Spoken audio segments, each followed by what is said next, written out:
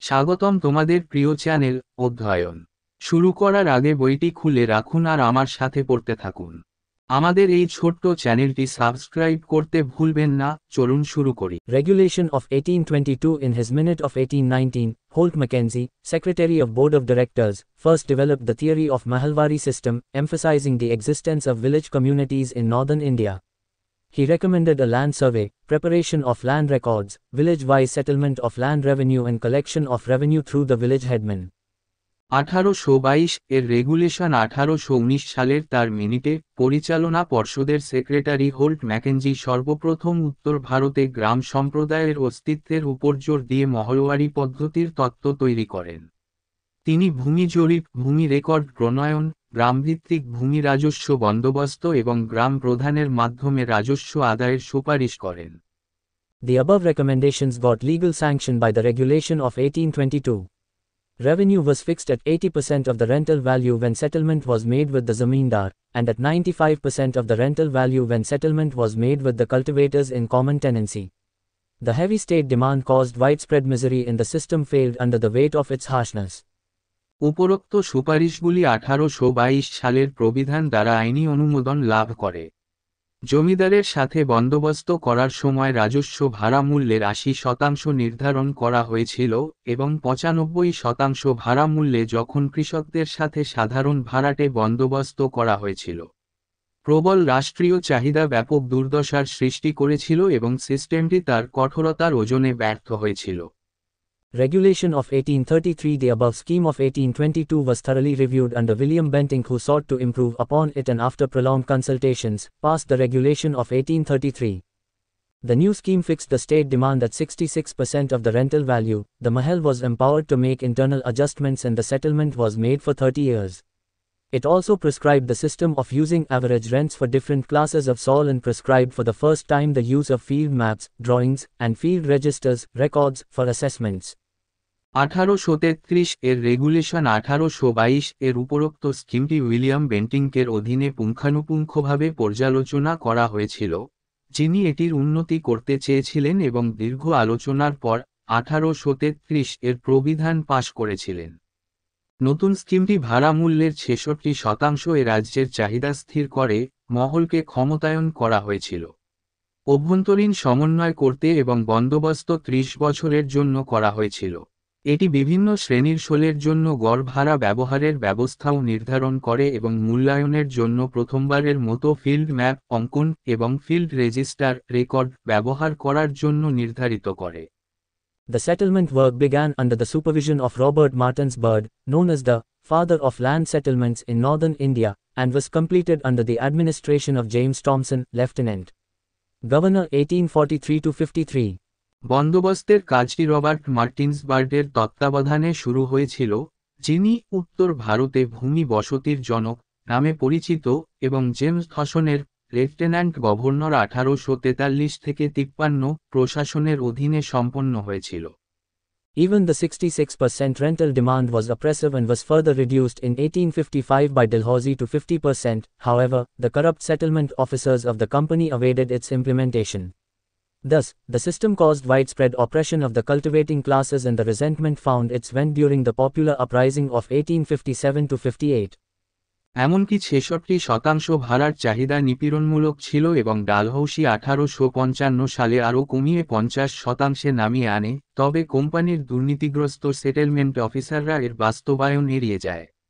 এইভাবে এই ব্যবস্থাটি চাষী শ্রেণীগুলির উপর ব্যাপক নিপীড়নের কারণ হয়েছিল এবং 1857 থেকে 58 সালের জনগণের অভ্যুত্থানের সময় এই অসন্তোষের প্রকাশ ঘটেছিল। Areas covered. The system was introduced in Northwest Province, Awadh, Ganga Valley or UP, Punjab Province and Central Provinces. It covered 30% area of British India. এলাকা কভার করা এই ব্যবস্থাটি উত্তর পশ্চিম প্রদেশে, আওধ, গঙ্গা উপত্যকা বা ইউপি, পাঞ্জাব প্রদেশ এবং মধ্য প্রদেশে চালু করা হয়েছিল। এটি ব্রিটিশ ভারতের 30% এলাকা জুড়ে ছিল। Economic impact of various land revenue settlements. The various land revenue settlements introduced by the British meant loss of land for the landholders, owing to changes in concept of land ownership, and heavy taxation for zamindars and cultivators. The land revenue assessments under all the systems were heavy and oppressive, reaching up to 50% or more of the produce, and tax was extracted even when the crop was fully damaged. In such cases, the cultivators had no option but to take loans from the local money lenders who charged them exorbitant interest rates. This made the cultivators heavily indebted. To make matters worse, harsh methods of revenue collection were deployed that included coercion, violence and abuse, with the effect that the land revenue policy of the British resulted in oppression, frequent evictions, indebtedness, impoverishment and extreme misery for the agricultural classes. Many of them later participated in the revolt of 1857, driving away government officials and burning money lenders' records. বিভিন্ন ভূমি রাজস্ব বন্দোবস্তের অর্থনৈতিক প্রভাব। ব্রিটিশদের দ্বারা প্রবর্তিত বিভিন্ন ভূমি রাজস্ব বন্দোবস্তের অর্থ জমিদারদের জন্য জমির ক্ষতি, ভূমির মালিকানার ধারণার পরিবর্তনের কারণে, এবং জমিদার ও চাষিদের জন্য ভারী কর। সমস্ত সিস্টেমের অধীনে ভূমি রাজস্ব মূল্যায়ন ছিল ভারী এবং নিপীড়নমূলক। 50% বা তার বেশি পর্যন্ত উৎপাদিত ফসল এবং ফসল সম্পূর্ণরূপে ক্ষতিগ্রস্ত হওয়ার পরেও কর আদায় করা হয়েছিল। এই ধরনের ক্ষেত্রে চাষিদের কাছে স্থানীয় মহাজনদের কাছ থেকে ঋণ নেওয়া ছাড়া কোন উপায় ছিল না, যারা তাদের কাছ থেকে অতিরিক্ত সুদের হার নিয়েছিল। এতে চাষিরা ব্যাপকভাবে ঋণগ্রস্ত হয়ে পড়ে। বিষয়গুলিকে আরও খারাপ করার জন্য রাজস্ব সংগ্রহের কঠোর পদ্ধতি মোতায়েন করা হয়েছিল, যার মধ্যে জবরদস্তি, সহিংসতা এবং অপব্যবহার অন্তর্ভুক্ত ছিল। ব্রিটিশদের ভূমি রাজস্ব নীতির ফলে কৃষিজীবী শ্রেণীর জন্য নিপীড়ন, ঘন ঘন উচ্ছেদ, ঋণগ্রস্ততা, দারিদ্র্য এবং চরম দুর্দশা দেখা দেয়। তাদের মধ্যে অনেকেই পরে 1857 সালের বিদ্রোহে অংশগ্রহণ করে, সরকারি কর্মকর্তাদের তাড়িয়ে দেয় এবং মহাজনদের রেকর্ড পুড়িয়ে দেয়। A direct result of the oppression of the peasantry was the stagnation and deterioration of agriculture, and yield per hectare steadily declined. The government also shunned responsibility and hardly spent any amount on agricultural improvement, agricultural education or public works. কৃষকদের নিপীড়নের একটি প্রত্যক্ষ ফল ছিল কৃষির স্থবিরতা এবং অবনতি, এবং hectare প্রতি ফলন ক্রমাগতভাবে হ্রাস পেয়েছে। সরকারও দায়িত্ব এড়িয়ে গেছে এবং কৃষির উন্নতি, কৃষি শিক্ষা বা জনসাধারণের কাজে খুব কমই খরচ করেছে। The heavy burden of tax also distorted the land market. The British made land a commodity which could be freely bought and sold. A change that had been effected to secure government income. If land had not been made saleable or mortgageable, the government would have found it very difficult to raise revenue from a defaulter. Now, such defaulting cultivators could pay revenue by borrowing money on the security of his land or even by selling off part of it. The government could also auction the land and realize the amount. This was a critical change in the existing land system of India, and it shook up the entire structure of village society and economy.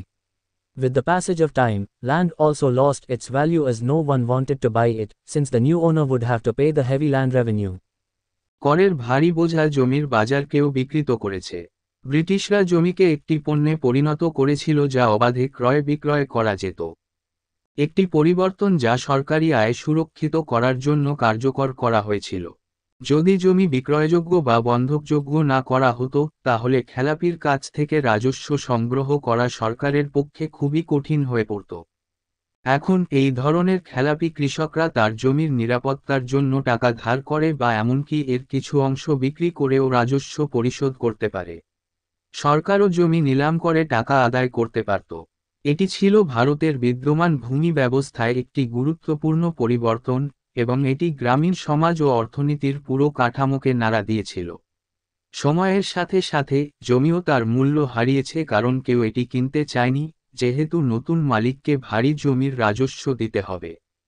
In fact, the East India Company's new land revenue systems, coupled with the new and corrupt judicial and administrative setup, broke down the entire socio-political and economic framework of the old village communities. Socially, new classes were created: the landlord, the trader, the moneylender and the new landed gentry emerged. The numbers of the rural poor, comprising the small peasant, the subtenant and the agricultural laborer, multiplied. The climate of cooperation was gradually replaced by competition and individualism. Politically, the village panchayats were deprived of their main functions, viz., land settlement and judicial and executive functions. Economically, agriculture began to emerge as an unviable economic activity, and famine stared the people of India in their face. Undoubtedly, rural underdevelopment and backwardness in India is a legacy of the British colonial rule. প্রকৃতপক্ষে east India কোম্পানির নতুন ভূমি রাজস্ব ব্যবস্থার সাথে নতুন এবং দুর্নীতিগ্রস্ত বিচারক ও প্রশাসনিক ব্যবস্থা পুরানো গ্রামীণ জনগোষ্ঠীর সমগ্র সামাজিক রাজনৈতিক ও অর্থনৈতিক কাঠামোকে ভেঙে দিয়েছে। সামাজিকভাবে নতুন ক্লাস তৈরি করা হয়েছিল, জমিদার, ব্যবসায়ী, মহাজনের এবং নতুন জমিদার ভদ্রলোকের আবির্ভাব ঘটে। গ্রামীণ দরিদ্র জনগোষ্ঠীর সংখ্যা, যার মধ্যে ক্ষুদ্র কৃষক, খেটে খাওয়া শ্রমিক এবং কৃষি শ্রমিকের সংখ্যা বেড়েছে।